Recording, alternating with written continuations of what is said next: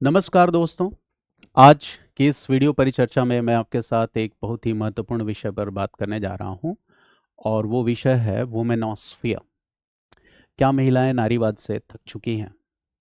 आज के विषय का चयन मैंने बहुत ही सावधानीपूर्वक किया है। आज का जो ये विषय है, आज की जो ये वीडियो परिचर्चा है, वो अ, आम दर्शकों के लिए तो उपयोगी है ही है, साथ ही साथ जो भी विद्यार्थी, जो भी स्टूडेंट्स यूपीएससी या स्टेट सिविल सर्विसेज में मेंस एग्ज़ाम की तैयारी करते हैं, या फिर अगर आप अपनी इंटरव्यू की प्रिपरेशन कर रहे हैं, तो आज इस वीडियो परिचर्चा में मैं जो आइडियाज़ आपके साथ शेयर करूंगा, उससे आपके एग्ज़ाम में भी काफ़ी मदद मिल सकती है।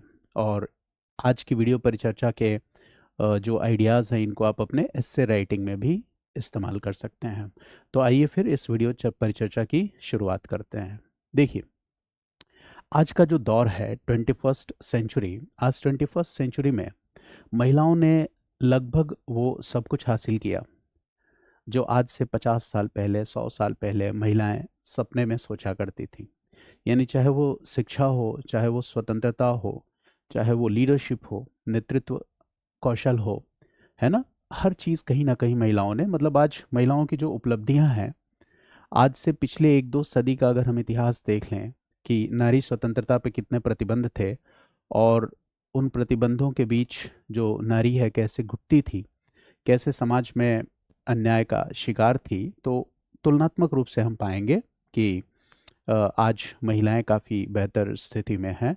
और आपने नारीवाद या फेमिनिज्म, इस आंदोलन का भी नाम सुना होगा। मूलतः ये जो फेमिनिज्म या नारीवाद का आंदोलन है, इस आंदोलन में प्रश्न पूछा गया, बड़े ही रेडिकल क्वेश्चंस पूछे गए, और महिलाओं की समानता, महिलाओं की स्वतंत्रता के मुद्दे को बहुत ही ज़ोर शोर से उठाया गया। तो ये जो फेमिनिज्म या नारीवाद है, आज के दौर में ये जो नारीवाद, ये जो विचार है, फेमिनिज्म जो विचार है, जो वॉइस है, जो एक समय में खुद ही महिलाओं की आवाज़ बना था, आज ये विचार खुद ही सवालों के घेरे में है और कटघरे में है। और सबसे बड़ी आश्चर्य की बात यह है कि फेमिनिज्म या नारीवाद के विरोध में जो आवाज़ उठी है, उसमें पुरुष, तो खैर स्वाभाविक सी बात है कि पुरुष का भी अपना एक दायरा है, और नारीवाद में बहुत सारी ऐसी चीज़ें हैं जिस रेडिकल हैं जिससे पुरुष कंफर्टेबल नहीं होता। तो जैसे टॉपिक का नाम वोमेनोस्फेयर है, ऐसे एक और शब्द है मैनोस्फेयर। स्फीयर का मतलब क्या होता है? डिजिटल स्पेस, यानी कि मैन स्फीयर, वुमेन स्फीयर, यानी जो एक डिजिटल स्पेस है, उस डिजिटल स्पेस में अब बात चलने लगी है। किस चीज़ की बात चलने लगी है? तो पुरुषों की तरफ से भी और महिलाओं की तरफ से भी। पुरुषों की तरफ से जब नारीवाद को कटघरे में खड़ा किया गया, तो इसको मैनोस्फेयर कह दिया गया। महिलाओं की तरफ से जब नारीवाद को कटघरे में खड़ा किया गया, तो इसे वोमेनोस्फेयर कर कह दिया गया। हालांकि इस पर मैं विशेष अभी इन डिटेल्स आपके साथ बात करूंगा, तो ये अभी पूरी संकल्पना नहीं है। फिलहाल मैं ये कहना चाहता हूँ कि चलो ठीक है, नारीवाद जो एक विचार है, जो एक वॉइस है, अगर इस वॉइस को पुरुषों ने कटघरे में खड़ा किया तो इसमें कुछ आश्चर्य नहीं लगता है। लेकिन नारीवाद की जो विचारधारा है, जो आवाज़ है, जो वॉइस है, अगर इसको कटघरे में खुद महिलाएं खड़ी कर दें, तो ये वाकई सोचने वाली बात है। और आज जो वुमेनोस्फियर इसके रूप में जो आवाज़ उठ रही है, ये आवाज़ पुरुषों की नहीं है, ये आवाज़ खुद और खुद महिलाओं की है। आज बहुत सारी ऐसी महिलाएं हैं जो सामने आ रही हैं और डिजिटल स्पेस में अपना विचार रख रही हैं, और अपना विचार रखते हुए उन महिलाओं ने बड़े ही साफ साफ, स्पष्ट और दो टूक शब्दों में कहा कि हमें किसी कंपनी का सीईओ नहीं बनना है, हमें बॉस नहीं बनना है, बल्कि हमारी प्रायोरिटी है अपनी माँ की तरह, अपनी दादी की तरह बनना, परिवार चलाना, और इसमें कोई शर्म की बात नहीं है। तो अब सवाल ये उठता है कि जिस आज़ादी के लिए, जिस महिला स्वतंत्रता के लिए इतने सदियों का संघर्ष था, आज वोमेनोस्फियर के रूप में जो आवाज़ उठ रही है, क्या ये बगावत है या फिर एक रीडेफिनीशन या पुनर्परिभाषा है? हमें ये सोचने की ज़रूरत है कि वोमेनोस्फियर के रूप में जो आज अ, एक नई आवाज़ हमें दिख रही है, महिलाओं की तरफ से जो नई शुरुआत दिख रही है, इसको हम क्या समझें? एक नई आज़ादी की शुरुआत समझें, या फिर पुरानी बेड़ियों की वापसी समझें, या फिर हम ये समझें कि महिलाएं उन पुरानी बेड़ियों को फिर से स्वीकार करने के लिए मानसिक रूप से तैयार हो चुकी हैं। तो इसी मुद्दे के इर्द गिर्द आज की हमारी वीडियो परिचर्चा रहने वाली है। तो जब इस परिचर्चा को हम कंटिन्यू करेंगे तो स्वाभाविक सी बात है आज के विषय में हमें फेमिनिज्म पे बात करना होगा, नारीवाद पे बात करना होगा। हमें यह भी बात करनी होगी कि नारीवाद ने आखिर क्या खोया और क्या पाया। हमें मैनोस्फीयर इस विषय पर भी बात करना होगा, और तथा साथ ही साथ हमें ये सोचना होगा, हमें इस विषय पर भी बात करना होगा कि आखिर वो कौन से फैक्टर्स हैं, वो कौन से कारण हैं जिसकी वजह से जो महिलाएं हैं वो वेमेनोस्फीयर की ओर बढ़ रही हैं, और क्या पारंपरिक भूमिकाएं भी सशक्त हो सकती हैं। इन सभी विचारों की आज हम चर्चा करेंगे आज की क्लास में, आज की वीडियो परिचर्चा में। तो चलिए, नारीवाद जो एक विचार है, जो एक संकल्पना है, अगर हम नारीवाद की बात करें तो नारीवाद ने एक लंबी लड़ाई लड़ी और महिलाओं को शिक्षा या फिर वोटिंग राइट्स, वोटिंग के अधिकार, या कार्यस्थल पर बराबरी का अधिकार, है ना। और मीटू जैसे आंदोलनों का भी नाम आपने सुना होगा। तो मीटू जैसे आंदोलनों ने महिलाओं के खिलाफ होने वाली जो यौन उत्पीड़न है इसके विरुद्ध भी अपनी आवाज़ काफ़ी बुलंद की। साथ ही साथ महिलाओं को नेतृत्व कर्ता के रूप में, या फिर महिलाओं की इकोनॉमिक फ्रीडम, पॉलिटिकल फ्रीडम, ऐसी तमाम बातें हैं जिसको फेमिनिज्म ने उठाया, और फेमिनिज्म की संकल्पना की वजह से, है ना, एक दबाव भी पड़ा सिस्टम पर और तमाम सुधार भी हुए। लेकिन अब सवाल ये उठता है कि क्या फेमिनिज्म या नारीवाद एक दबाव बन चुका है, या फिर सवाल ये उठता है कि क्या नारीवाद या फेमिनिज्म का मतलब है कि क्या कोई औरत पारंपरिक महिला बन रही है, अगर वो मतलब जो ट्रेडिशनल रोल्स जो हमारी सोसाइटी में डिफाइन किए गए हैं महिलाओं के लेके जो भी पारंपरिक भूमिकाएं निर्धारित की गई हैं, अगर वो उन भूमिकाओं में अपने आप को कंफर्टेबल पाती है तो क्या हम उस महिला को पिछड़ी हुई महिला कहें। तो ये एक बहुत ही बड़ा विषय है जिस पे आज हम बात करेंगे। वुमेनोस्फीयर की मैंने बात की, उसमें मैंने कहा कि आज महिलाओं की तरफ से ही, है ना, कुछ डिजिटल स्पेस में ये बात उभर के सामने आई है कि we don't want to be CEOs, हम सीईओ नहीं बनना चाहते। At the same time we want to be good wives and mothers, and that should be okay. यानी कि हम क्या करना चाहते हैं, घर संभालना चाहते हैं, हम महिलाओं की पारंपरिक भूमिका को देखना चाहते हैं, ठीक है। We want to be good wives, अच्छी पत्नी के रूप में, अच्छी माँ के रूप में हम अपनी भूमिका को निभाना चाहते हैं। तो और ये ठीक समझा जाना चाहिए। यानी कि फेमिनिज्म ने एक खाका तैयार कर दिया था, और वो खाका क्या था, वन साइज फिट्स ऑल, है ना। यानी कि ये जो दृष्टिकोण है फेमिनिज्म का, वन साइज फिट्स ऑल, ये मैं आलोचकों की दृष्टि से बात कर रहा हूँ। तो उस विचार को कुछ नई महिलाओं ने चुनौती दी डिजिटल स्पेस में, जैसे Brett Cooper, Candace Owens, Pearl Davis जैसी महिलाओं ने इसे चुनौती दी, और अब ये मामला काफ़ी आगे बढ़ चुका है। तो चलिए अब हम सबसे पहले फेमिनिज्म के कॉन्सेप्ट को समझते हैं, नारीवाद की संकल्पना को समझते हैं, क्योंकि बिना नारीवाद की संकल्पना को समझे हम इस पूरे के पूरे डिबेट को नहीं समझ सकते हैं। नारीवाद आप सभी लोगों को पता होगा, तो ये नारीवाद के बाद की डिबेट है, तो फिर भी मैं नारीवाद पे एक चर्चा कर देता हूँ, और फिर कभी हम नारीवाद पे कोई वीडियो बहुत ही डिटेल में बनाएंगे। तो नारीवाद क्या है, फेमिनिज्म क्या है। तो आमतौर पे फेमिनिज्म को डिफाइन करते हुए, परिभाषित करते हुए ये कहा जाता है कि feminism is the belief in social, political and economic equality of women. यानी कि नारीवाद एक ऐसी अवधारणा है जो महिलाओं और पुरुषों के बीच समानता की मांग करता है। और किस स्तर पे समानता की मांग करता है, तो यह समानता की मांग करता है कानून के स्तर पर, समाज के स्तर पर और संस्कृति के स्तर पर।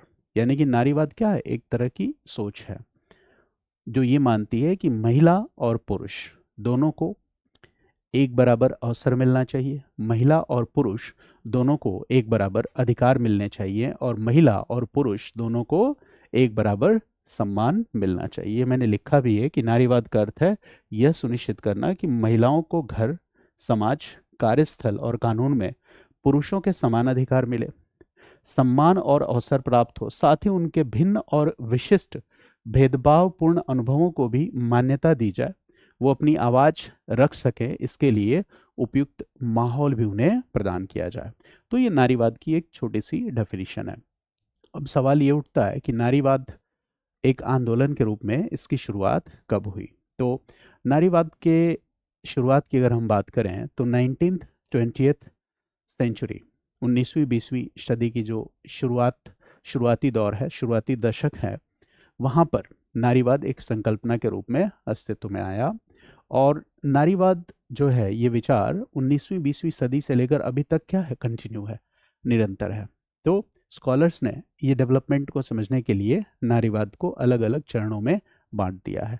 जो दो नारीवाद का पहला चरण है, फर्स्ट वेव ऑफ फेमिनिज्म, माना जाता है कि ये 19th 20th सेंचुरी के जो शुरुआती दशक हैं वहाँ पे ये विचार आया। और जब ये विचार आया तो महिलाओं के लिए जो मांग थी, वो जो मेन फोकस था महिलाओं की मांग में, वो क्या था? वोटिंग राइट्स, मतदान का अधिकार। और किन देशों में ये शुरू हुआ? तो ये शुरू हुआ अमेरिका में और ब्रिटेन में। और वोट्स फॉर वुमेन, महिलाओं के लिए मताधिकार, जो पहला वेव था नारीवाद का, उसमें ये बात केंद्र में थी। और भी विषय थे लेकिन ये बात केंद्र में थी। फिर इसका जो दूसरा चरण है, सेकेंड वेव है, वो देखा गया 20th सेंचुरी के सेकेंड हाफ में, यानी कि अगर हम बात करें तो 1950s के बाद जो कोर टाइम पीरियड है वो 1960s से 1980s का दौर है। और इस दौर में नारीवाद का दूसरा चरण देखा गया। अब यहाँ पे नारीवाद वोटिंग राइट्स की मांग तो पहले ही कर चुका था और वोटिंग राइट्स मिले भी कई देशों में। और अब यहाँ पे उन मांगों में नई मांगें स्वीकृत हो गई, जैसे काम के अधिकार की मांग हुई है ना, पुरुष और महिला दोनों को समान वेतन मिलना चाहिए, या महिलाओं को गर्भधारण की स्वतंत्रता होनी चाहिए, या फिर जो भी जेंडर डिस्क्रिमिनेशन या लैंगिक भेदभाव से जुड़े हुए जितने भी मुद्दे थे, उन सभी मामलों को दूसरे चरण ने शामिल कर लिया। तो दूसरी चरण ने फिर महिलाओं की आवाज़ को बुलंदी दी, महिलाएं पहले से ज़्यादा सशक्त हों, है ना, इसके लिए इनसे जुड़े हुए मुद्दों को उठाया। तो इसमें तो कोई संदेह ही नहीं है कि नारीवाद ने महिला सशक्तिकरण में एक महत्वपूर्ण भूमिका निभाई। अब आता है तीसरा चरण। तो तीसरा चरण माना जाता है कि ये जो 20वीं सदी है, इसके अंतिम दशकों में, यानी 1990s से 2000 के दौर में कुछ और नए मुद्दे नारीवाद की मांग में शामिल हो गए। वो कौन से मुद्दे थे? यानी कि इसमें एक सबसे महत्वपूर्ण मुद्दा था इंटरसेक्शनलिटी का मुद्दा, जिसको मैं आगे अभी डिस्कस करूंगा। तो इंटरसेक्शनलिटी का मुद्दा ये है कि जो जेंडर इश्यूज हैं, जेंडर इश्यूज को कास्ट के साथ, है ना, जाति के साथ, वर्ग के साथ, धर्म के साथ, इन सभी कारकों के साथ जेंडर इश्यूज को, महिला कारकों को जोड़ के देखना। और इसी दौर में जो LGBTQ+ क्यूअर्स ये वाला आंदोलन था, ये भी आंदोलन जोर पकड़ता है और ये भी फेमिनिज्म के साथ ही जुड़ जाता है। फिर इसका अगला चरण हम देखते हैं 2010 के बाद। और 2010 के बाद आपने एक आंदोलन का नाम ज़रूर ही सुना होगा, और वो आंदोलन है मीटू आंदोलन। तो मीटू आंदोलन के रूप में फिर से हमने क्या देखा? फेमिनिस्ट वॉइस देखा। जैसे बॉलीवुड में एक मामला बड़ा ही प्रचलित रहा था, तनुश्री दत्ता का मामला, तो ये भी फेमिनिस्ट वॉइस से ही जुड़ जाता है। तो ये था फेमिनिज्म, जिसके 4 वेव को हमने देखा, 4 वेव को देखा, यानी 2010 से लेकर अभी तक 2025 तक। अभी कौन सा वेव चल रहा है फेमिनिज्म का? तो 4th वेव है ना। और 4th वेव की सबसे खास बात क्या है कि कहीं पे यौन शोषण या यौन हिंसा से जुड़ा हुआ मामला है, तो वो यौन शोषण या यौन हिंसा से जुड़ा हुआ मामला ये प्रकाश में आता है। और प्रकाश में आने के बाद सड़कों पे तो इसके लिए आंदोलन होते ही होते हैं, साथ ही साथ डिजिटल कैंपेन, ऑनलाइन आउटरीच ये भी होता है। तो ऐसे मुद्दे जो भी यौन हिंसा या यौन शोषण से जुड़े हुए मुद्दे होते हैं, वो तुरंत नेशनल डिबेट का हिस्सा बन जाते हैं, ग्लोबल डिबेट्स का हिस्सा बन जाते हैं। तो ऐसा कोई हिंसा, ऐसी कोई डिस्क्रिमिनेशन ना हो, इसके लिए भी सरकार पे और प्रशासन पे पूरा दबाव बना रहता है कि सरकार किसी भी तरह की इस तरह की घटना को रोकने की कोशिश करे। जैसे देखो 4th चरण में ही अभी पश्चिम बंगाल में एक लॉ कॉलेज में एक छात्रा के साथ दुष्कर्म का मामला आया, और ये कैसे एक नेशनल डिबेट बन गया। ऐसे ही एक मेडिकल कॉलेज में भी ऐसी घटना सामने आई थी, या फिर आपने निर्भया केस देखा। ये सब फोर्थ वेव से जुड़े हुए मामले हैं, जहाँ पे जो लैंगिक हिंसा है ना, जेंडर वायलेंस है, उस जेंडर वायलेंस का कितना सशक्त विरोध हुआ। और आपने देखा कि निर्भया केस के बाद तो मतलब महिलाओं से जुड़े हुए काफ़ी मजबूत कानून भी इंट्रोड्यूस किया गया। तो इस फोर्थ वेव की एक सबसे ख़ास बात है कि जब भी ऐसी कोई घटना सामने आती है तो इसके लिए डिजिटल कैंपेन भी चलता है और साथ ही साथ सड़कों पे आंदोलन भी होता है। अब भारत में अगर हम देखें तो देखो, भारत का जो नारीवाद है, जैसे मैंने कहा अमेरिका और ब्रिटेन जैसे देशों से ये फेमिनिज्म एक बहस के रूप में शुरू हुई। लेकिन क्या भारत में नारीवाद जैसे तत्व देखने को नहीं मिलते हैं? स्वाभाविक सी बात है कि मिलते हैं। जब भी आप महिला महिला के अधिकार या महिलाओं के भेदभाव से जुड़े हुए मुद्दे को वॉइस देंगे, आवाज़ देंगे, ये क्या है? नारीवाद ही तो है। जैसे आपने इतिहास में तमाम ऐसे समाज सुधारकों को पढ़ा होगा जिन्होंने लैंगिक भेदभाव, जेंडर डिस्क्रिमिनेशन के खिलाफ आवाज़ उठाई। देश में पंडिता रमाबाई का नाम है, सावित्रीबाई फुले का नाम है, राजा राम मोहन रॉय का नाम है, ईश्वर चंद विद्यासागर का नाम है। तो ये भी एक तरह से क्या था? ये भी एक तरह का नारीवादी आंदोलन ही था, है ना। स्वतंत्रता संग्राम के दौरान अरुणा आसफ अली का नाम, सरोजनी नायडू का नाम आपने सुना होगा। इन लोगों ने भी महिला अधिकारों को आवाज़ दी। यानी कि ऐसा नहीं है कि नारीवाद सिर्फ और सिर्फ पश्चिम से जुड़ी हुई संकल्पना है। नारीवाद के बीज हमारे भारतीय इतिहास में भी नहीं थे। समय समय पर हमारे यहाँ नारीवाद से जुड़े प्रश्नों को उठाया जाता रहा। नारी के साथ होने वाले, वुमेन के साथ होने वाले भेदभाव को आवाज़ दी हमने, है ना, उसका विरोध किया। और विरोध ऐसा नहीं है कि सिर्फ और सिर्फ स्त्रियों ने किया, इसका विरोध स्त्रियों ने भी किया और पुरुषों ने भी किया। तो भारत का नारीवाद एक ज़मीनी हकीकत से जुड़ा हुआ है।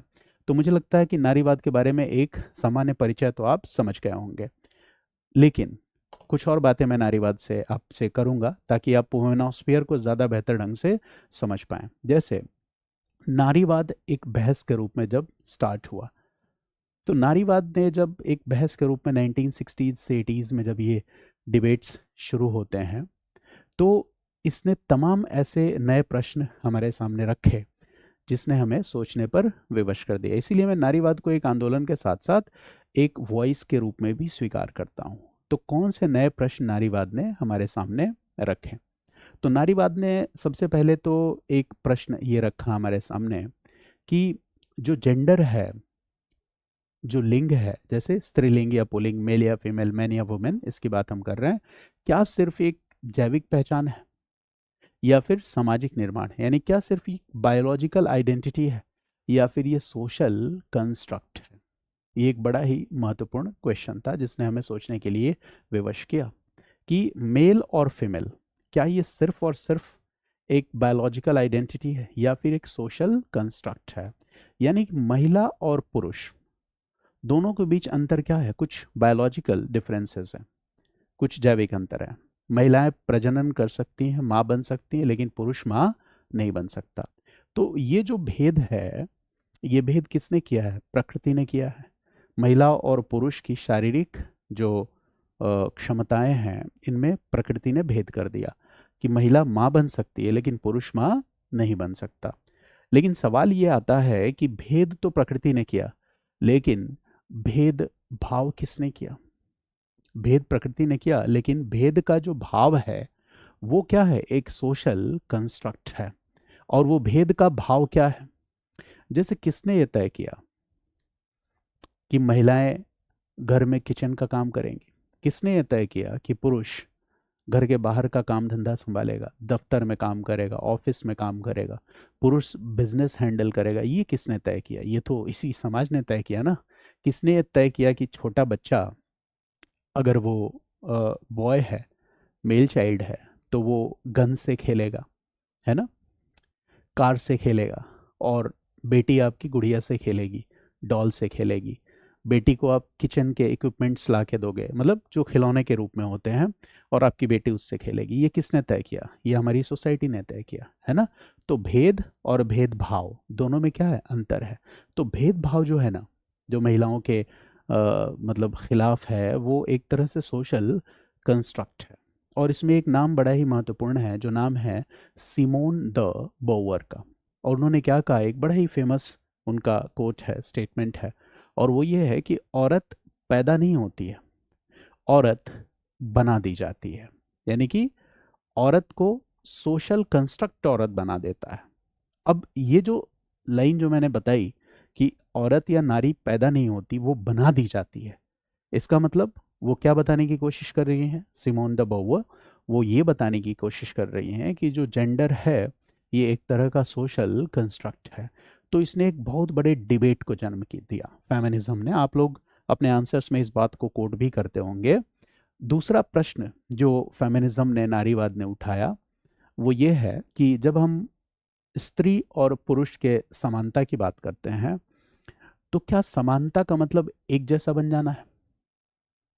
मैं फिर से बता रहा हूं आपको, जरा ध्यान से समझिएगा इस बात को, कि जब आप स्त्री और पुरुष की समानता की बात करते हैं, तो क्या महिलाएं तब समान मानी जाएंगी जब वो पुरुषों की तरह बन जाए?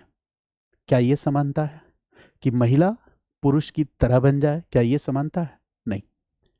महिलाओं की एक अलग सोच है, महिलाओं की एक अलग संवेदना है, महिलाओं का एक अलग अनुभव है। तो वो जो इंडिविजुअलिटी है, हम उसको एक्सेप्ट क्यों नहीं कर पाते हैं?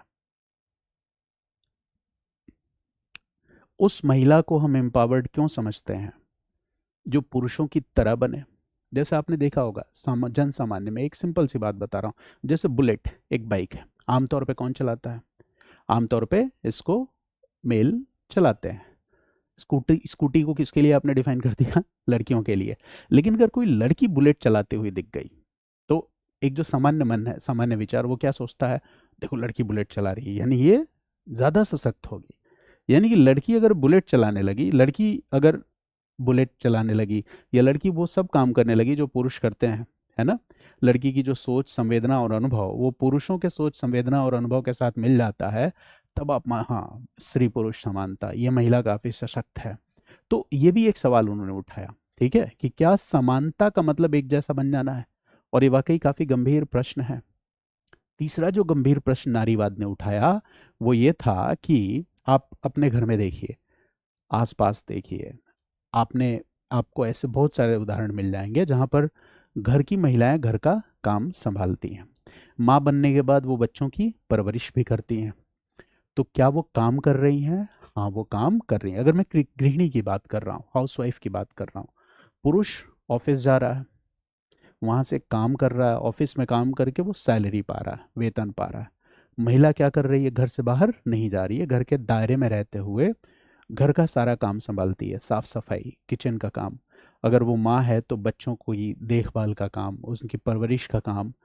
और क्या ये जो काम है जो महिला घर में संभालती है, क्या इसे काम नहीं माना जाए? क्या इस काम को सोशल रेस्पेक्ट, सामाजिक सम्मान नहीं मिलना चाहिए? ये बहुत बड़ा प्रश्न है। इस काम को भी सामाजिक सम्मान मिलना चाहिए। तो नारीवाद ने, फेमिनिज्म ने इस डिबेट को भी, इस प्रश्न को भी हमारे सामने रखा।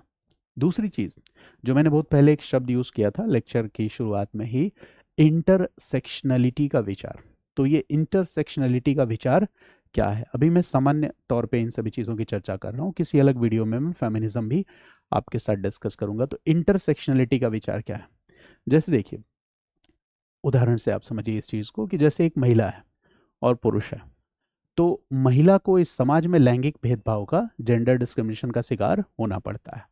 हम सब जानते हैं अभी भी ये लैंगिक भेदभाव पूरी तरह से समाप्त नहीं हुआ है। यानी कि समाज में महिला को, महिला होने के नाते एक भेदभाव का, एक डिस्क्रिमिनेशन का शिकार होना पड़ रहा है। तो अब ये बताइए कि ये भी एक तरह का भेदभाव है, लेकिन इस जेंडर डिस्क्रिमिनेशन के साथ ही साथ, लैंगिक भेदभाव के साथ ही साथ, अगर कुछ दूसरी किस्म के भेदभाव जुड़ जाए, जैसे मानते हैं कि आप किसी ऐसे इलाके में रहते हैं, लोकेलिटी में रहते हैं जो हिंदू मेजॉरिटी एरिया है, और थोड़ी देर के लिए हम ये मान लेते हैं कि वहाँ पे हिंदू समुदाय और मुस्लिम समुदाय दोनों के बीच में बहुत ही अच्छी सामाजिक समरसता नहीं है, और कोई मुस्लिम महिला है, मुस्लिम वुमेन है, तो देखो अब उसका भेदभाव सिर्फ लैंगिक भेदभाव नहीं हुआ, अब वो भेदभाव दोहरा भेदभाव हो जाएगा। एक तो वो महिला होने के नाते उस समाज में भेदभाव का शिकार हो रही है, जो लैंगिक भेदभाव है, लेकिन उसी समाज में एक अल्पसंख्यक मुस्लिम महिला होने के नाते वो भेदभाव होने का शिकार हो रही है। यानी कि अब ये भेदभाव क्या हो गया? Double discrimination. पहला था महिला होने के नाते, दूसरा हो गया अल्पसंख्यक मुसलमान होने के नाते। और एक सिचुएशन हम इमेजिन करें कि मान लें कि वो महिला दिव्यांग है, डिसेबल्ड है, डिफरेंटली एबल्ड जिसको आप कहते हो, पैर से दिव्यांग है या फिर हाथ से दिव्यांग है, तो उससे एक और भेदभाव का सामना करना पड़ सकता है, दिव्यांगता। ये इस समाज, देखो इस शब्द को बदला गया। पहले विकलांग को हमने क्या कहा? दिव्यांग का, डिफरेंटली एबल्ड का। क्यों कहा? वो इसलिए कहा ताकि लोगों की मानसिकता बदले। नाम बदलने के पीछे ही रीजन था कि समाज दिव्यांग लोगों के साथ हमेशा से ही भेदभाव करता रहा है। तो देखो अब वही महिला लैंगिक भेदभाव का शिकार हो रही है, जातिगत भेदभाव का शिकार हो रही है, साथ ही साथ दिव्यांगता से जुड़ी हुई जो चैलेंजेस हैं, चुनौतियां हैं, इनसे भेदभाव का शिकार हो रही है। तो ये भेदभाव दोहरा और तिहरा भेदभाव हो गया। तो अब आप सोचिए कि क्या वो महिला अपने व्यक्तित्व का पूर्ण विकास कर पाएगी? क्या फुल पोटेंशियलिटी को डेवलप कर पाएगी? नहीं। तो महिलाओं को इस तरह के डबल डिस्क्रिमिनेशन, ट्रिपल डिस्क्रिमिनेशन, ऐसे डिस्क्रिमिनेशन का शिकार होना पड़ता है। जैसे समाज महिलाओं के साथ भेदभाव करता है। मान लीजिए कि कोई महिला अनुसूचित जाति से संबंधित है, शेड्यूल कास्ट से आती है। शेड्यूल यानी एक महिला होने के नाते वो समाज में भेदभाव का शिकार हो रही है। दूसरा, अनुसूचित जाति की महिला होने के नाते वो समाज में अगर जातिगत भेदभाव का शिकार हो रही है, तो ये दोनों भेदभाव मिलके क्या हो जाएगा? Double discrimination. और इसे ही हम क्या कहते हैं? इंटरसेक्शनलिटी का विचार। इसका मतलब यह है कि नारीवाद ने यह प्रश्न उठाया कि समाज में लैंगिक भेदभाव तो है, जेंडर डिस्क्रिमिनेशन तो है ही है, लेकिन जब इस भेदभाव के साथ जातिगत भेदभाव, caste based discrimination, religion based discrimination, धर्म से जुड़ा हुआ भेदभाव, या फिर क्लास बेस्ड डिस्क्रिमिनेशन, है ना, वर्गाधारित भेदभाव, ये सारे भेदभाव जब जुड़ जाते हैं तो इससे क्या होता है? महिला का जीवन और भी कठिन हो जाता है। तो क्या इस समाज में रहने वाली सभी महिलाओं का अनुभव एक जैसा है? नहीं। जो सिर्फ लैंगिक भेदभाव का शिकार है और जो दोहरे भेदभाव का शिकार है, तो दोहरे भेदभाव का जो शिकार है, इन दोनों का सामाजिक अनुभव एक जैसा नहीं है, अलग अलग है। तो ये भी एक बड़ा ही महत्वपूर्ण प्रश्न था जिसको फेमिनिज्म इसने हमारे सामने उठाया। इसके बाद फेमिनिज्म ने एक और मुद्दा हमारे सामने रखा, और वो मुद्दा क्या है कि क्या प्राइवेट स्पेस में जो कुछ भी हो रहा है, क्या वो भी पॉलिटिकल है, सोशल है या लीगल है? अब इसका मतलब क्या है कि प्राइवेट स्पेस में या निजी जीवन में जो कुछ भी हो रहा है, क्या वो सोशल, पॉलिटिकल और लीगल मुद्दा हो सकता है?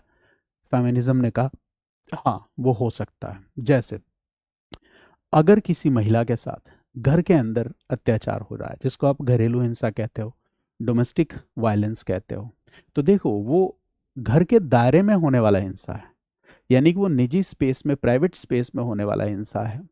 या कोई अगर स्त्री है और विवाह के बाद भी बलात्कार होते हैं, यानी पुरुष जो है वो अपनी पत्नी की इच्छा नहीं होने के साथ भी जब उसके साथ जबरदस्ती शारीरिक संबंध बनाए, तो इसको विवाहोत्तर बलात्कार की भी श्रेणी में रखा जाता है। तो क्या ये जो घटना है, क्या इस घटना को हम निजी स्पेस में होने वाले घटना मान के छोड़ दें? नहीं।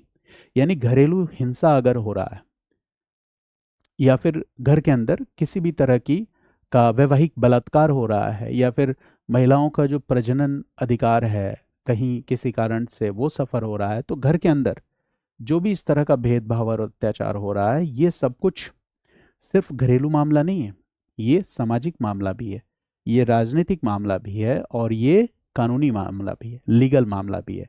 और इस पे भी आगे बढ़ के क्या करना चाहिए? हमें आवाज उठानी चाहिए और संबंधित कानून बनाना चाहिए जिससे महिलाओं के अधिकारों की रक्षा हो सके। इसके बाद और कुछ सवाल उठाए फेमिनिज्म ने, नारीवाद ने। एक सवाल ये था कि क्या कोई जन्म से सिर्फ स्त्री होता है या पुरुष होता है, या फिर जेंडर एक रोल है जो परफॉर्मेटिव है? ठीक है, तो जेंडर एक रोल है और ये रोल कैसा है, परफॉर्मेटिव है। तो जब ये डिबेट हमारे सामने आई तो इसने कहीं ना कहीं ट्रांसजेंडर और क्वियर राइट्स को भी आवाज़ दी।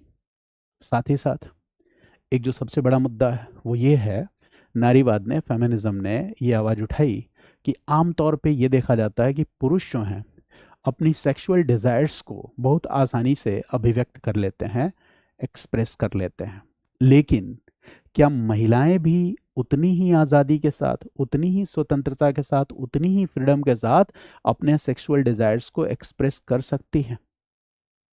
ये बहुत बड़ा सवाल है कि जैसे पुरुष अपने सेक्सुअल डिजायर्स को जितना फ्रीली एक्सप्रेस करता है, अगर महिला भी अपने सेक्सुअल डिजायर्स को उतनी फ्रीली एक्सप्रेस करने लगे तो क्या होगा? जैसे अभी मैं कल एक फिल्म देख रहा था, नेटफ्लिक्स पर आई हुई है, और वो आर माधवन है उस फिल्म में, और फिल्म का नाम है आप जैसा कोई। और इस फिल्म में इस मुद्दे को, बड़े इस सेंसिटिव मुद्दे को बड़ी ही बेहतर ढंग से दिखाया गया। तो अच्छी फिल्म है, आप देख सकते हैं। तो इसमें जो आर माधवन है वो, उन्होंने श्री रेणु नाम के एक संस्कृत टीचर का कैरेक्टर निभाया है। तो वो एक संस्कृत के टीचर हैं और 40+ में हैं, उनको शादी करनी है, शादी में डिले हो गया, तमाम रिश्ते आते हैं, टूट जाते हैं। फाइनली एक जगह बात बनती है, जो फ्रेंच पढ़ाने वाली टीचर है, फातिमा सना शेख ने वो किरदार निभाया है, और फिर शादी की बात चलने लगती है, शादी की तैयारियां शुरू हो जाती हैं। अच्छा, शादी के पहले जो आर माधवन है उन्होंने क्या किया, एक सेक्स चैटिंग ऐप को यूज़ किया था, और उस सेक्स चैटिंग ऐप पे उन्होंने किसी महिला से बात की थी। अच्छा, फिल्म में दिखाया गया कि जब वो सेक्स चैटिंग ऐप को यूज़ कर रहा है, उस महिला से बात कर रहा है, तो वो भी अपनी यौन इच्छाओं की, सेक्सुअल डिज़ायर्स को एक्सप्रेस कर रहा है, और जो लड़की उस सेक्स चैटिंग ऐप में इनसे बात कर रही है वो भी अपनी सेक्सुअल डिज़ायर्स को एक्सप्रेस कर रही है। दोनों एक दूसरे से मिलते नहीं हैं, बट फ़ोन पे दोनों सेक्सुअल डिज़ायर्स को एक्सप्रेस करते हैं। शादी तय हो जाती है। तो चूंकि सेक्स चैटिंग ऐप पे दोनों ने एक दूसरे से बात की होती है, तो वॉइस तो पहचानेंगे, थोड़ी थोड़ी वॉइस तो पहचान में आ ही जाती है। हालांकि वॉइस भी चेंज होता है, बट फिर भी कुछ चीज़ें ऐसी होती हैं वॉइस की पैटर्न जो आप आसानी से पहचान सकते हैं। अब क्या होता है, एक बार कि शादी वादी सब फिक्स हो गई है, सारी तैयारियां चल रही हैं, और एक बार जब जो नायिका है वो जो टीचर हैं इसमें, संस्कृत के टीचर माधवन, श्री रेणु, जब इनको बुलाती है कुछ प्यार भरे अंदाज में, तो उनको याद आ जाता है कि ये आवाज़ तो मैंने कहीं सुनी हुई है, और ये कहाँ सुना है, सेक्स चैटिंग ऐप पे है। तब उसे एहसास होता है कि जिस लड़की के साथ मैं शादी करने जा रहा हूँ वो तो सेक्स चैटिंग ऐप पे थी, उसने मुझसे बात की हुई है, दोनों ने एक दूसरे के सेक्सुअल डिज़ायर्स को एक्सप्रेस किया है, और यहीं पे मामला पूरी तरह से बिगड़ जाता है। आर माधवन क्या है, संस्कृत प्रोफेसर हैं यहाँ पे, साथ ही साथ वो पारंपरिक मूल्यों को, ट्रेडिशनल वैल्यूज़ को लेके चलने वाले हैं। महिला सेक्स चैटिंग ऐप पे है, जब ये पता लगता है तो किस तरह से जो पुरुष का दोहरा रवैया है वो उभर के सामने आता है, ये इस फिल्म में बहुत बेहतरीन ढंग से दिखाया गया है। कि वो फ्रस्ट्रेशन, साथ ही साथ सेक्स चैटिंग ऐप पे उस लड़की के होने से ये सवाल उठाना कि तुम कैरेक्टर लेस हो, चरित्रहीन हो। हालांकि वो सवाल नायिका ने भी पूछा कि सेक्स चैटिंग ऐप पर तो आप भी थे, मैं कोई भूत से तो बात नहीं कर रही थी, तो ये तो आरोप आप पे भी लगाया जा सकता है चरित्रहीनता का, है ना? महिला ने ये कहा, नायिका ने ये कहा कि मैं सेक्स चैटिंग ऐप पे इसलिए थी क्योंकि इसके पहले मेरा एक ब्रेकअप हो चुका था, मैं फ्रस्ट्रेट थी, तो मैंने टाइम पास करने के लिए, ताकि मैं अपने दिमाग को हल्का कर सकूं, अपने सेक्सुअल डिज़ायर्स को एक्सप्रेस कर सकूं, तो मैं सेक्स चैटिंग ऐप पे आई, लेकिन मैं फिजिकली किसी से नहीं मिली हूं। ये बात वो साफ साफ कहती है। यानी कि मुद्दा क्या है, जैसे एक उस फिल्म में डायलॉग भी है कि feminism does not mean women are always right, it means women have the right to be wrong, the women have the right to explore, the women to have the right to fail, the women to have the right to express their sexual desires or desires like men। ये बात कही गई है। तो इस film ने इस बुनियादी सवाल को बहुत बेहतर ढंग से उठाया है। हालांकि आगे की कहानी मैं नहीं बताऊंगा, आप जाके फिल्म देखिएगा कि क्या महिला भी वुमेन भी अपनी सेक्सुअल डिजायर्स को, यौन इच्छाओं को उतनी ही स्वतंत्रता से अभिव्यक्त कर सकती हैं जितने पुरुष। तो ये भी एक बड़ा ही महत्वपूर्ण प्रश्न था।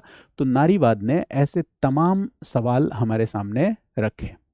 तो नारीवाद एक विचार, एक संकल्पना, एक आंदोलन और एक प्रश्न पूछने की परंपरा है। नारीवाद ने इतने मतलब झंझोर देने वाले सवाल हमारे सामने रखे कि हम जब नारीवाद इस संकल्पना को पढ़ते हैं तो हम सोचने के लिए विवश हो जाते हैं। अपने समाज, अपने रिश्ते, अपनी सोच, एक तरह से हमको इंट्रोस्पेक्ट करना इसका मौका मिलता है। और विचारों की यही ताकत होती है।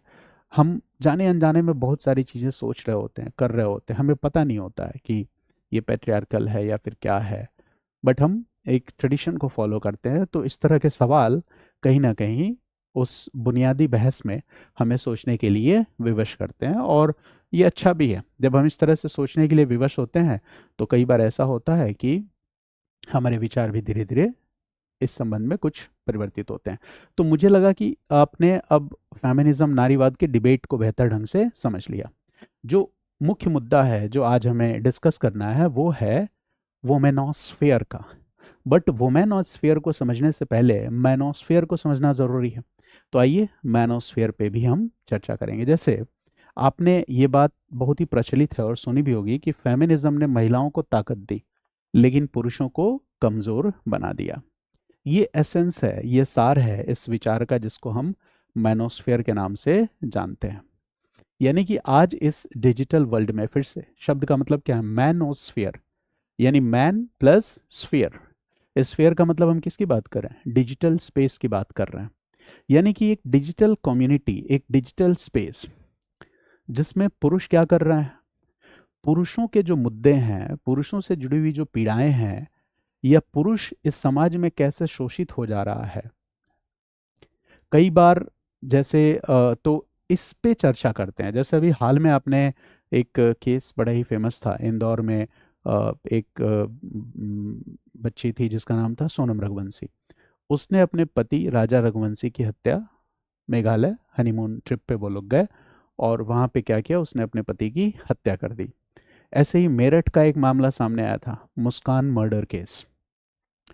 और जब ये दोनों मामले सामने आए तो आपने देखा होगा कि इंटरनेट पे या डिजिटल स्पेस में लोगों ने किस तरह की चर्चाएं की। कुछ लोगों ने कहा कि भाई मोदी जी को एक महिला आयोग की तरह पुरुष आयोग भी बना देना चाहिए, और तमाम ऐसी चीज़ें जो आपने इंटरनेट पे देखी होंगी। मैं उनकी चर्चा नहीं कर रहा हूँ। और उस बहस में शामिल होते हुए लोग कितने रेडिकल हो गए थे महिलाओं के खिलाफ, वर्किंग वुमेन के खिलाफ, ये भी आपने देखा होगा कि कैसे हेट स्पीच निकल के सामने आ रही थी। वो सब कुछ जो आपने देखा इंटरनेट पे कि जो पुरुष गुस्से में है और महिलाओं के प्रति जो हेट है उनके दिमाग में, जो कुछ भी है, वो क्या हो रहा है, कमेंट्स में, फेसबुक पोस्ट में, यूट्यूब वीडियोस में निकलता चला जा रहा है। यही है मैनोस्फेयर। हालांकि मैनोस्फेयर की शुरुआत कब से हुई, तो देखो पहले तो फेमिनिज्म है, फिर उसके बाद मैनोस्फेयर है। मतलब एग्जैक्ट तो हम नहीं कह सकते, बट वही 2000, 2001, 2002 इसी के आसपास कुछ ब्लॉग्स में ऐसी बातें आने लगी, रेडिट पे, यूट्यूब पे ऐसी बातें आने लगी। कैसी बातें आने लगी, यानी यानी कि पुरुष कैसे पीड़ित है, किससे, महिलाओं से। फेमिनिज्म ने महिलाओं को क्या किया है, ताकत दी है, लेकिन पुरुषों को कमजोर बना दिया है। तो इस तरह के मुद्दे लोगों ने डिस्कस करने शुरू किए कि फेमिनिज्म ने ताकत दी महिलाओं को और पुरुषों को क्या कर दिया, कमजोर कर दिया। तो ये मुद्दे जोर शोर से डिस्कस होने शुरू हुए। अब देखो क्या है, जब ये मुद्दे डिस्कस हो रहे थे तो उस दौरान कुछ बातें निकल के सामने आई, यानी जो मैनोस्फेयर की पूरी विचार का एसेंस है, जिसके बारे में मैं आपको अभी बताऊंगा, इन डिटेल बताऊंगा। और ये कॉन्सेप्ट्स बड़े ही इंपॉर्टेंट हैं जो मैं आपके साथ डिस्कस करने जा रहा हूँ। जैसे एक कॉन्सेप्ट जो इसमें निकल के आया मैनोस्फेयर में, उसको हम कहते हैं red pill ideology. Red pill ideology. दूसरा कॉन्सेप्ट जो मैनोस्फेयर में निकल के आया वो था all women are like that, AWALT, all women are like that. इन सभी मुद्दों पे अभी हम बात करेंगे। तीसरा जो कॉन्सेप्ट आया वो FHOs का था, फेमॉइड्स का था, फेमॉइड्स, FHOs या फेमॉइड्स, फेमॉइड्स। और इसमें कई बातें निकल के आई, जैसे इसमें महिलाओं को हाइपरगैमस बोला गया। तो अब ये मुद्दा क्या है मैं आपके साथ डिस्कस करता हूँ, तो आप इस पूरे के पूरे विचार को समझ पाएंगे कि यहाँ पे स्फीयर का मतलब क्या है, डिजिटल स्पेस। डिजिटल स्पेस में कुछ लूजली कनेक्टेड, जैसे मान लो कि फेसबुक पे है ना, मुझे ऐसा लगता है कि पुरुष पीड़ित है, तो मैं कुछ लिखना शुरू करूँगा, मेरे लिखने के सपोर्ट में कुछ लोग आ जाएंगे जो धीरे धीरे उस विचार से सहमत होंगे, तो मुझे फेसबुक में फेसबुक फ्रेंड रिक्वेस्ट भेजेंगे, वो सब मेरे दोस्त हो जाएंगे। तो ये क्या हो गया, एक लूजली कनेक्टेड डिजिटल कम्युनिटी हो गई, जो किस मुद्दे पे बात कर रही है कि समाज में पुरुष पीड़ित है। किससे पीड़ित है, महिलाओं से पीड़ित है। अब इसमें रेड पिल आइडियोलॉजी क्या है, रेड पिल आइडियोलॉजी का मतलब क्या है। हॉलीवुड की एक फिल्म है the matrix. The matrix film को जब आप देखेंगे वहीं से ये आइडिया आता है। द मैट्रिक्स में क्या होता है कि रेड पिल अगर आप ले लेते हैं, इसका मतलब रेड पिल लेने के बाद आपको सब कुछ क्या दिखेगा, सच दिखेगा। और अगर आपने ब्लू पिल ले लिया तो आप भ्रम में जी रहे हैं। तो red pill, blue pill. Red pill का मतलब क्या है, सब कुछ सच दिखना।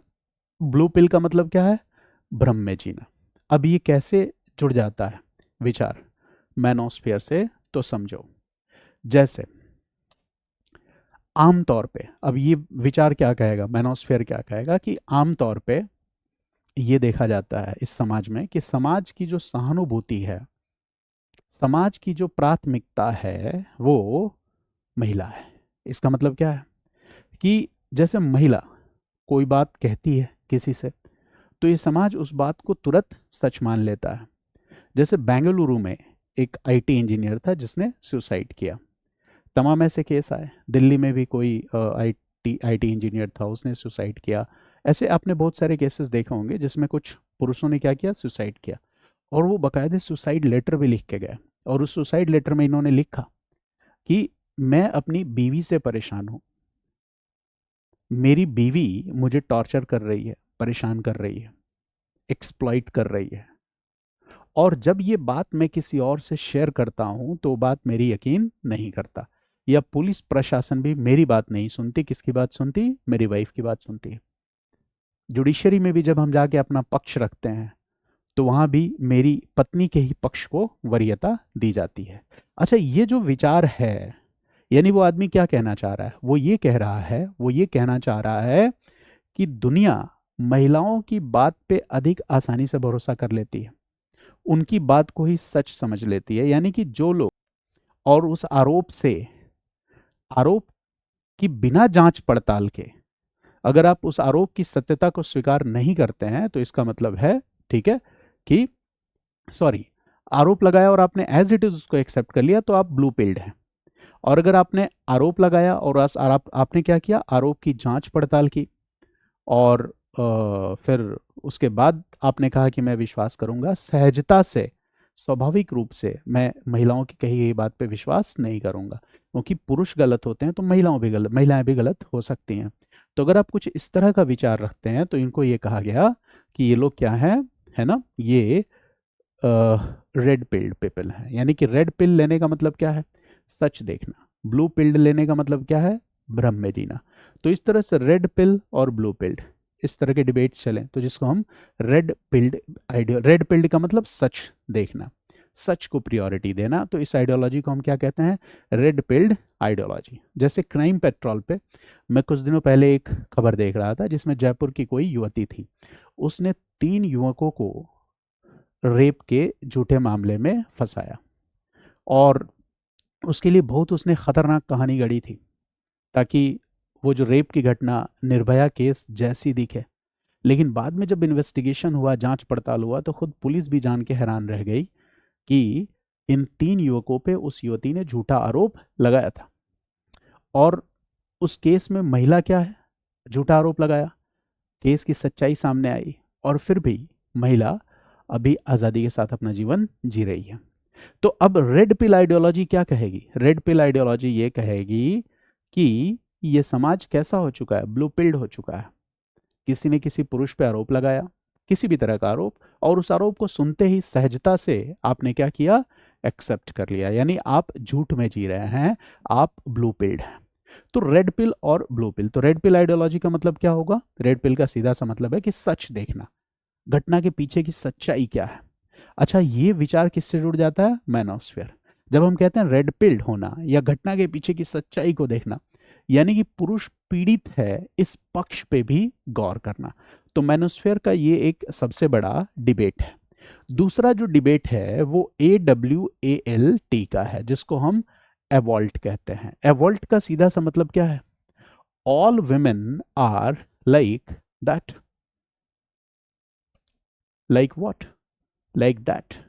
अब आप समझ पा रहे होंगे कि जब आप कहते हो कि all women are like that, सारी औरतें एक जैसी होती हैं, इसका मतलब क्या है? महिलाओं के प्रति आपकी सोच बहुत ही रूढ़िवादी है, साथ ही साथ नकारात्मक है। और जब आप कहते हो AWALT, all women are like that, इसका मतलब आप ये मानते हो कि हर महिला छल कपट कर सकती है, स्वार्थी होती है, हर महिला स्वार्थी होती है, हर महिला धोखा दे सकती है। तो जब आप सोचो कि इस तरह की मानसिकता से आप ग्रसित हो जाएंगे, तो महिलाओं को कभी भी आप सम्मान की दृष्टि से नहीं देख पाएंगे। All women are like that. और ये धीरे धीरे युवाओं की सोच को भी क्या बना देगी? रेडिकल बना देगी। तो हम देख रहे हैं कि मैनोस्फीयर में पुरुषों के राइट्स की बात करते करते धीरे धीरे ये मुद्दा महिलाओं के खिलाफ बहुत ही रेडिकल विचार भी दे रहा था। इसके अलावा जो तीसरा विचार था वो FHOs का था, जो मैंने आपके साथ बताया। इसका मतलब फीमेल ह्यूमनॉइड ऑर्गेनिज्म। FHO का मतलब क्या है? Female humanoid organism. Female humanoid organism. Female humanoid organism, FHOs। इसका मतलब क्या है? यह बहुत ही अपमानजनक शब्द है। इस शब्द का मतलब यह है कि जो महिलाएं हैं वो मानव मानव जैसे ह्यूमंस की जब हम बात करते हैं, तो यहाँ पे ये ह्यूमंस से भी महिलाओं की स्थिति क्या है? नीची है। यानी महिलाएं इंसान नहीं है, बस मशीन है। जैसे आपने एक बड़ा ही फेमस लाइन सुना होगा कि औरतें बच्चा पैदा करने की मशीन है। तो जैसे ही मैं ये बात कहता हूँ, यानी मैं क्या मान रहा हूँ? FHO मान रहा हूँ, फीमेल ह्यूमनॉइड ऑर्गेनिज्म, कि इंसान नहीं है, सिर्फ और सिर्फ महिलाएं क्या है? मशीन है। यानी इनका कोई आत्मिक मूल्य नहीं है, इनका कोई बौद्धिक मूल्य नहीं है। तो इस तरह का जो विचार है एवॉल्ट या FHOs, ठीक है, कि महिलाएं मानव से भी नीचे हैं, तो इस तरह का विचार धीरे धीरे महिलाओं के प्रति किस तरह के भाव को जन्म दे देता है? हिंसा के भाव को जन्म दे देता है। ये बात हमें समझनी होगी। जैसे अल्फा मेल का जो कॉन्सेप्ट है वो क्या है? जैसे एक फिल्म आई थी एनिमल, जिसमें रणवीर कपूर ने एक्टिंग की है, और उसमें अल्फा मेल के बारे में बताया गया है। तो अल्फा मेल का कॉन्सेप्ट क्या है भाई? उस फिल्म में कई सारे आपत्तिजनक दृश्य भी थे, जिसका काफ़ी महिलाओं ने, वुमेन ऑर्गेनाइजेशंस ने, महिला संगठन ने विरोध भी किया। तो वो जो दृश्य थे वो क्या है ना, महिलाओं के प्रति पुरुषों की मानसिकता को दिखलाता है। अल्फा मेल का कॉन्सेप्ट महिलाओं के प्रति पुरुषों के मानसिकता को दिखलाता है। ऐसा ही एक और विचार है जिसको हाइपर गैमस कहा जाता है। Hyper gamos, hyper gamos. तो हाइपर गैमस का मतलब क्या है? ये भी समझिए, ये भी बड़ा ही महत्वपूर्ण है। हाइपर गैमस का मतलब ये है कि एक धारणा अपने दिमाग में बिठा लेना कि जितनी भी महिलाएं हैं, जितनी भी औरतें हैं, वो हमेशा ऐसे पुरुषों की तलाश में रहती हैं शादी के लिए जो काफ़ी रिच हो, धनवान हो, देखने में काफ़ी हैंडसम हो, और सामाजिक रूप से काफ़ी ऊंचे हो। तो ऐसे पुरुषों की तलाश में रहती हैं, और फिर वो क्या करती हैं? ऐसे पुरुषों की तलाश में रहती हैं, और जैसे उनको ऐसा कोई पुरुष मिलता है तो अपने बॉयफ्रेंड को या अपने पति को छोड़ देती हैं, उनको लात मार देती हैं। यानी कि मौका मिलते ही कैसे आगे बढ़ना है, ये मानसिकता सिर्फ और सिर्फ किसमें होती है? महिलाओं में होती है। सोचिए कैसी बात है, कैसी मानसिकता है। हाइपरगैमस। जैसे आपने यूट्यूब पे तमाम ऐसी वीडियोस देखी होंगी जिसमें लोग गोल्ड डिगर्स कह के महिलाओं का, मतलब ऐसा वो वीडियो बनाते हैं, गोल्ड डिगर। सर्च करना, आपको मिल जाएगा। तो देखो, अगर आप डिजिटल स्पेस में ध्यान से देखोगे तो तमाम ऐसे फेसबुक पोस्ट मिलेंगे, तमाम ऐसे यूट्यूब वीडियोस मिलेंगे यूट्यूब वीडियोस के कमेंट को अगर आप पढ़ना शुरू करोगे,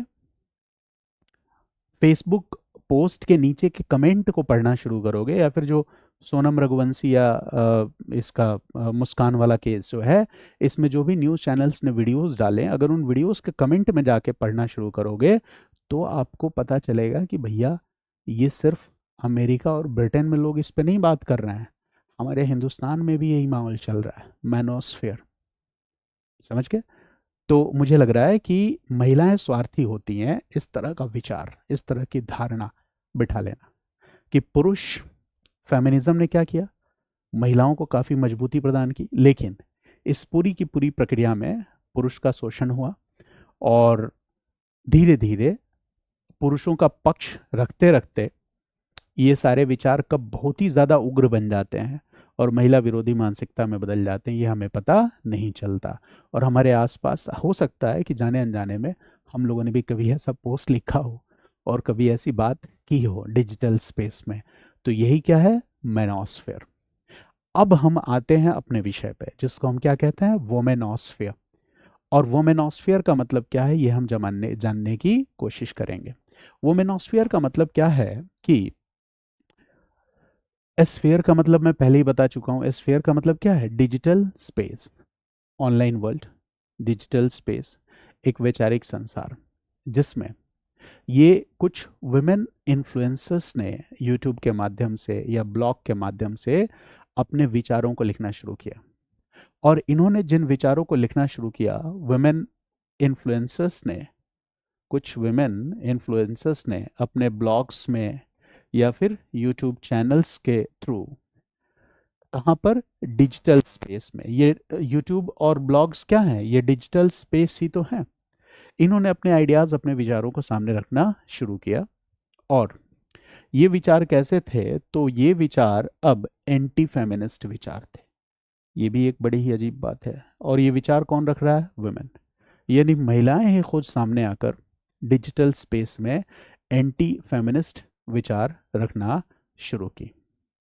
महिलाओं ने कहा, इन महिलाओं ने ये कहा कि we don't want to be men, we want to be women, nurturing, supportive and family focused. ये किसने कहना शुरू किया, खुद महिलाओं ने कहना शुरू किया। यानी कि यहां पे ये कहा गया कि a woman is strongest when she embraces her natural feminine energy. इन सब स्टेटमेंट्स का मतलब क्या है कि इन महिला इन्फ्लुएंसर्स ने घरेलू जीवन का गौरव या कुशल गृहिणी होना, अच्छी हाउसवाइफ होना, जो अच्छा कुकिंग कर लेती हो, बच्चों की अच्छी केयर कर लेती हो, जो घर में जो मेल मेंबर है, पुरुष है या पति है, उसके नेतृत्वकर्ता होने पर प्रश्न नहीं उठाती कि पति घर का मालिक है, इसको क्वेश्चन मार्क नहीं करती, बल्कि कहती हाँ, मेरा पति मेरे घर का मालिक है। साथ ही साथ वो वर्जिनिटी या प्यूरिटी कल्चर में विश्वास करती हैं। उनके लिए परिवार ज़्यादा महत्वपूर्ण है। वो करियर की, मैंने शुरू में ही बताया था, we don't want to be CEOs, we don't want to be boss, we want to be good wifes, we want to be like our mother, we want to be like our grandmother. हम अपनी माँ की तरह, अपनी grand mother की तरह होना चाहती हैं। वी मतलब they want to be good wives.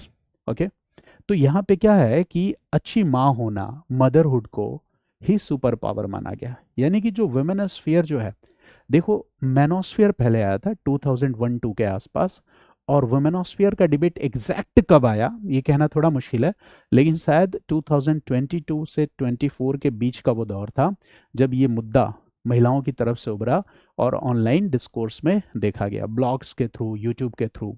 और ये एक महिलाओं की ही कम्युनिटी थी जो इस तरह की बात को आगे रख रही थी। और इनमें कुछ नाम जो बड़े फेमस हैं, वो Pearl Davis, Brett Cooper, Candace Owens, ये नाम जो है, जैसे इमेज में मैंने दिखाया भी है कि पर्ल डेविस, ब्रेट कूपर और कैंडिस ओवेंस, ये नाम बड़े ही महत्वपूर्ण हैं जिन्होंने ये चीज़ शुरुआत करी। तो अब आप ये बात समझ गए कि इनका ये कहना था कि जो मॉडर्न फेमिनिज्म है, नारीवाद है, वो one size fits all approach पे चल रहा है। One size fits all approach पे चलने का मतलब है कि जो औरतें, जो वुमेन कोई नौकरी कर रही हैं, किसी कंपनी में सीईओज हैं, कोई बिजनेस देख रही हैं, उनको अच्छा मानता है, प्रोग्रेसिव मानता है, प्रगतिशील मानता है, एडवांस मानता है। और जो औरतें हाउसवाइफ के रूप में काम कर रही हैं, गृहिणी के रूप में काम कर रही हैं, जो घर को संभाल रही हैं, एक माँ के रूप में अपनी जिम्मेदारी को निभा रही हैं, उनके प्रति समाज की मानसिकता बदलने लगी है। और नारीवाद ने क्या किया है, इस आइडिया को प्रमोट किया है कि भाई जो घर के बाहर निकल के किसी कंपनी का बॉस है, सीईओ है, बिजनेस देख रहा है, लेक्चरर है, प्रोफेसर है, डॉक्टर है, इंजीनियर है, वो औरतें काफ़ी एडवांस्ड हैं। तो कहा कि नहीं, ऐसा कुछ नहीं है। इन महिलाओं ने ये कहा कि we don't want to fight man. Feminism में क्या था, फेमिनिज्म का विचार क्या था? फेमिनिज्म बात करता था कि जो पुरुष और स्त्री है इसके बीच में समानता हो, इक्वलिटी हो। जो वोमेनोस्फीयर है इसमें इन महिलाओं ने जो बात की वो ये कहा कि पुरुष और स्त्री दोनों एक दूसरे के कॉम्प्लीमेंट्री हैं, पूरक हैं, तो इसमें समानता मत ढूंढो। फेमिनिज्म ने महिलाओं के लिए इंडिविजुअल चॉइस की बात की थी, सेक्सुअल फ्रीडम की बात की थी। वोमेनोस्फीयर में इन महिलाओं ने महिलाओं की जो पारंपरिक भूमिका है, ट्रेडिशनल रोल्स है, इनको बड़ी ही सम्मान की नजरिए से देखा, रेस्पेक्ट के नजरिए से देखा।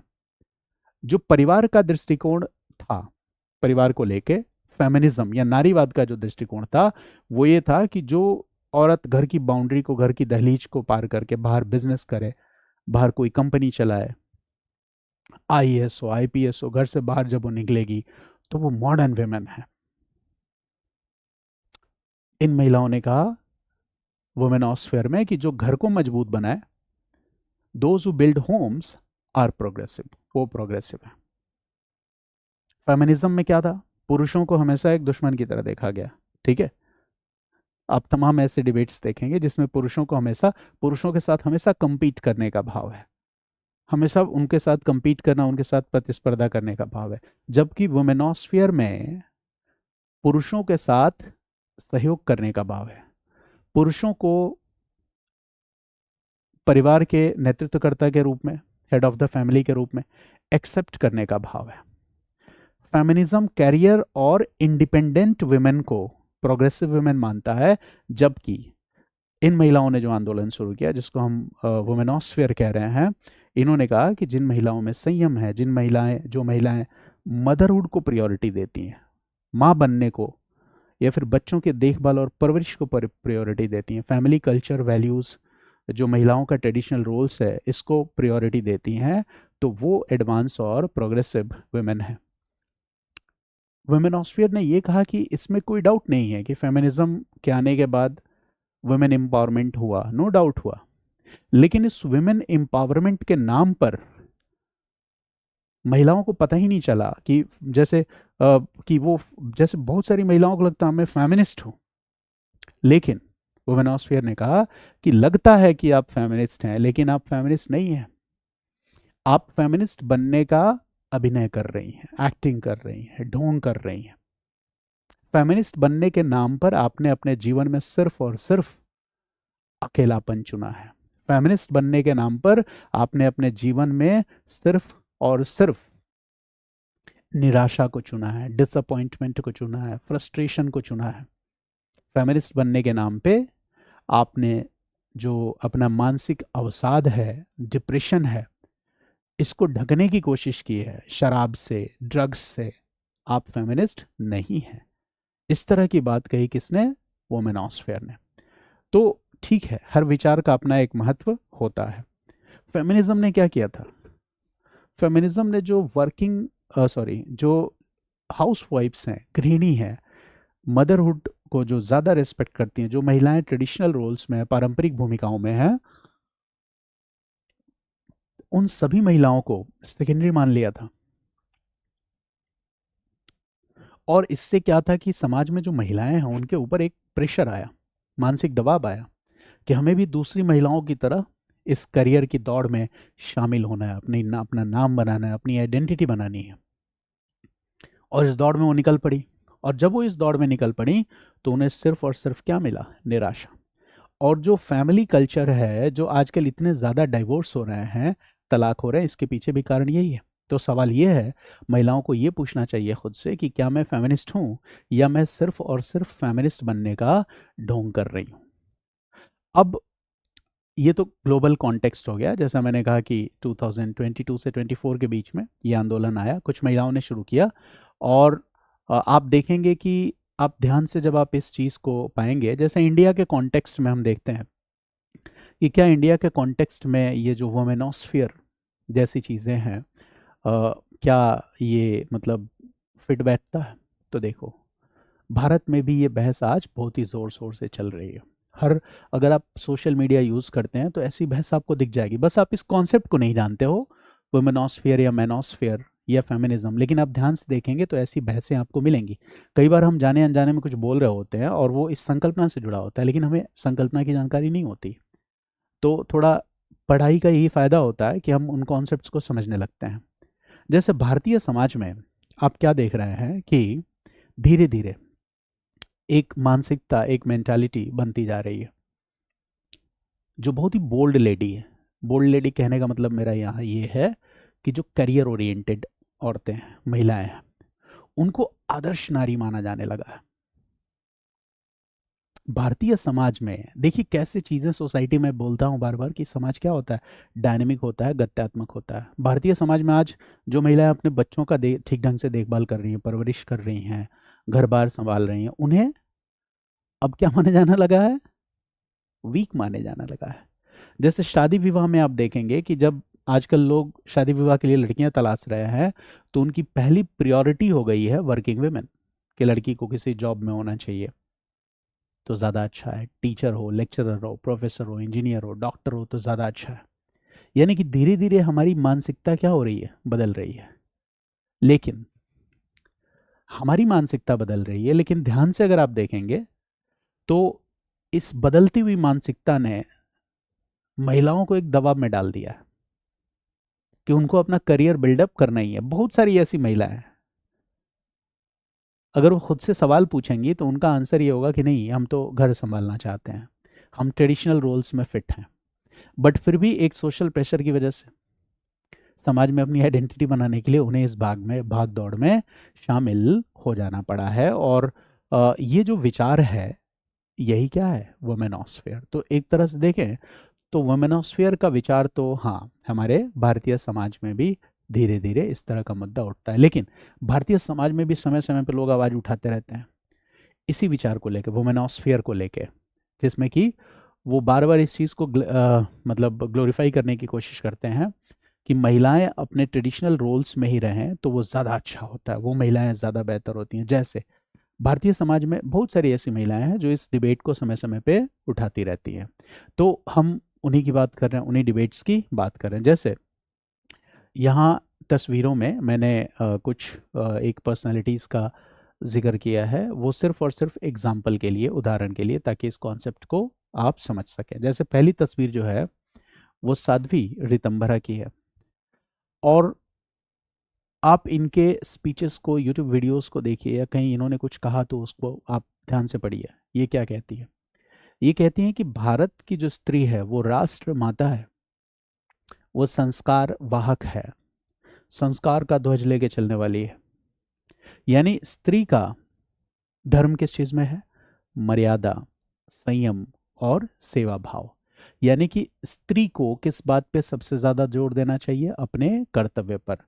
और वो कर्तव्य क्या है? वही मैंने बताया कि महिलाओं को अपनी पारंपरिक भूमिका में रहना चाहिए, महिलाओं को पुरुष का नेतृत्व स्वीकार करना चाहिए, घरेलू जीवन की सार्थकता को स्वीकार करना चाहिए। और गृहिणी होना, हाउसवाइफ होना कमजोरी नहीं है, ये तो आपके लिए गौरव है। महिला को, महिला की पहचान उसके घर से है, महिला की पहचान बच्चों की परवरिश से है। तो ये विचार क्या है? फेमिनिज्म से बिल्कुल अलग है। और यहाँ पे जो ट्रेडिशनल फेमिनिटी है उसको मॉडर्न, तो आप समझ गए कि ट्रेडिशनल फेमिनिटी या महिलाओं का जो ट्रेडिशनल रोल है उसको नए तरीके से यहाँ पे पेश किया जा रहा है। तो ये भी एक तरह से इंडियन सोसाइटी में वुमेनोस्फेयर का ही डिबेट है। आपके फेसबुक पोस्ट या यूट्यूब चैनल, इंस्टा पे देखिए, तमाम ऐसी औरतें हैं जो, जैसे अभी तमाम ऐसी औरतें हैं जो इस मुद्दे को सपोर्ट करती हैं। या कहीं किसी पुरुष पे आरोप लगता है तो फिर या कोई पुरुष शोषित होता है, पीड़ित होता है, तो उसके पक्ष में आके महिलाएं खड़ी हो जाती हैं कि नहीं, इस आदमी पे झूठा आरोप लगाया गया है, ये आदमी ऐसा नहीं है, या हो सकता है आपको मामले को ठीक ढंग से इन्वेस्टिगेट करने की ज़रूरत है। तो जो महिलाएं ऐसी हैं जो पुरुष के पक्ष में भी आके खड़ी हो जाती हैं, उनके मन में पुरुष के प्रति भी संवेदना होती है कि भाई केवल औरत ही गलत हो ये नहीं संभव है, या केवल पुरुष ही गलत हो ये संभव नहीं, जिस पे आरोप लगा है हो सकता है कि वो निर्दोष हो। तो ये विचार क्या है, वोमेनॉस्फेयर। दूसरी तस्वीर जो मैंने लगाई है वो स्मृति ईरानी की है, जो केंद्रीय मंत्री भी रह चुकी हैं। इन्होंने भी अपने वक्तव्यों में बार बार इस बात पे जोर दिया कि विवाह और परिवार की एक संस्था के रूप में भारतीय महिलाओं को आगे आकर क्या करना चाहिए, सुरक्षित रखना चाहिए। भारतीय संस्कृति में स्त्री की भूमिका और ज़बरदस्ती भारतीय महिलाओं पे फेमिनिज्म थोपा जा रहा है, इस पे भी स्मृति ईरानी जी ने बात की है। इन्होंने कहा कि being a mother is not a weakness, it's a strength, and modernity does not mean that we should abandon our traditions. यानी कि माँ बनना हमारी कमजोरी नहीं है, ये तो हमारे लिए संबल है, ताकत है।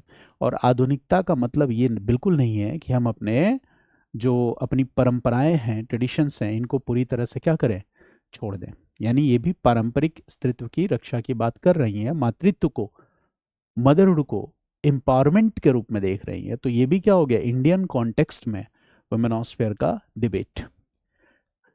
तीसरी तस्वीर जो मैंने लगाई है वो कंगना रनौत की लगाई है, और कंगना रनौत सांसद भी हैं हिमाचल प्रदेश के मंडी से, और मुद्दों पर बेबाक तरीके से खुल के बोलने के लिए जानी जाती हैं। और अभी हाल फिलहाल में, अच्छा, कंगना रनौत का जो लाइफ है ये दोनों पहलुओं को दिखलाता है, एक टाइम में फेमिनिज्म और वर्तमान में वुमेनॉस्फेयर, दोनों को दिखलाता है। क्योंकि वर्तमान में आपने कई जगह पे इनके स्टेटमेंट्स को सुना होगा कि कंगना रनौत ने सेलेक्टिव विक्टिमहुड की आलोचना की।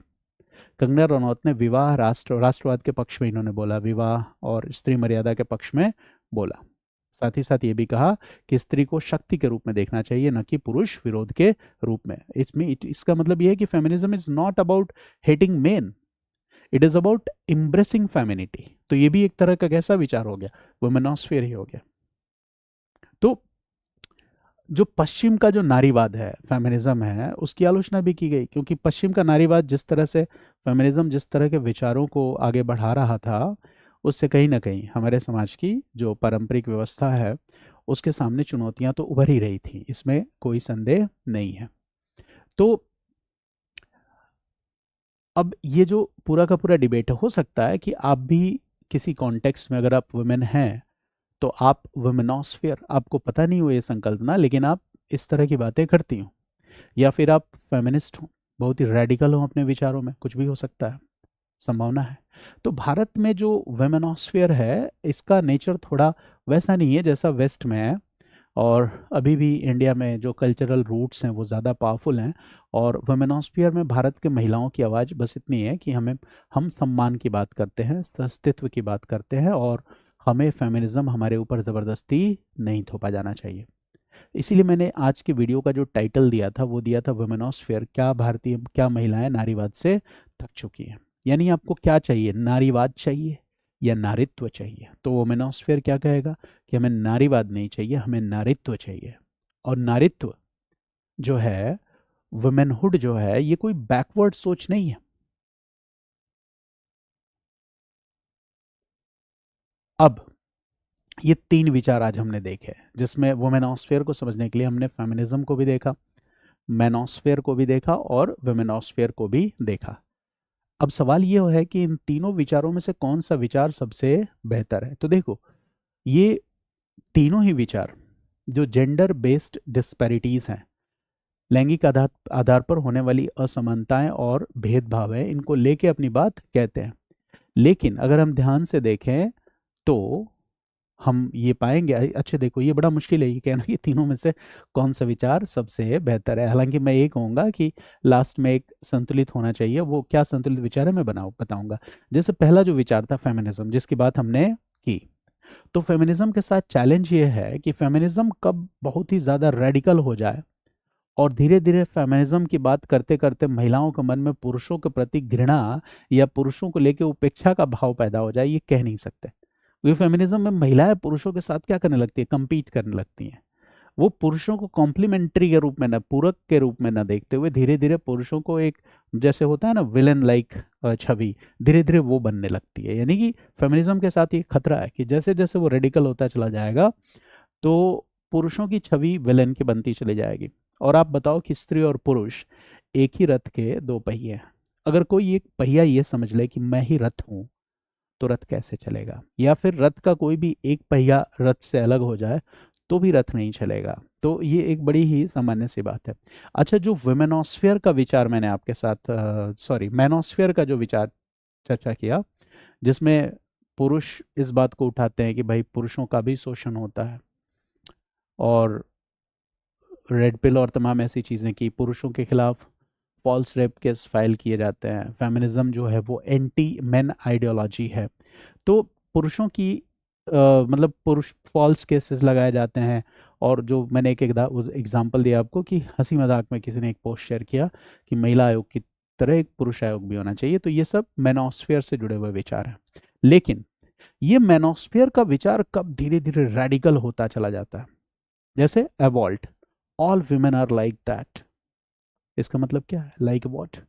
यानी कि धीरे धीरे ये यूथ को, अगर मैनोस्फियर का विचार, अगर आप इस विचार को लेके रूढ़ हो जाओगे, आपको नहीं नहीं मैं ही तो इस विचार से जुड़ा हूं और मैं इसका झंडा उठा के आगे बढ़ रहा हूं, तो धीरे धीरे कब आप कट्टर बन जाओगे, रेडिकल बन जाओगे, ये कह नहीं सकते।